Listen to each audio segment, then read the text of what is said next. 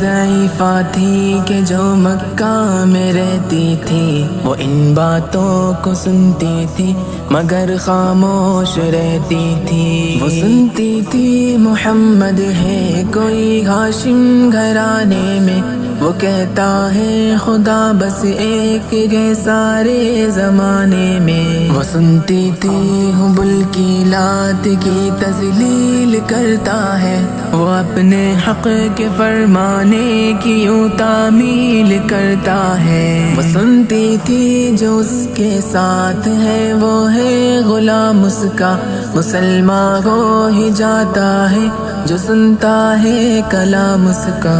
لکھا ہے وہ ضعیفہ ایک دن کعبے میں جا پہنچی، حبل کے پاؤں پر سر رکھ کے اس نے یہ دعا مانگی، میں تجھ کو